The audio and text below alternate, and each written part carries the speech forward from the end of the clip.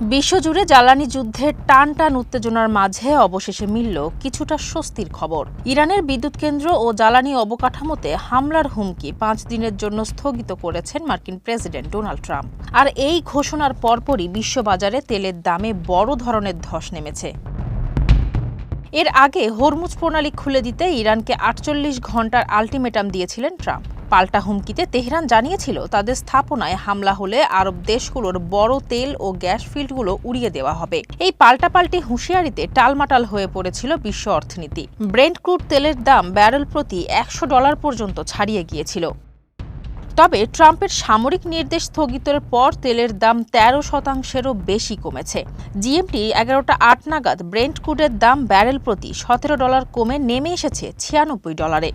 অন্যদিকে যুক্তরাষ্ট্রের WTI $13 কমে অবস্থান করেছে $85.28।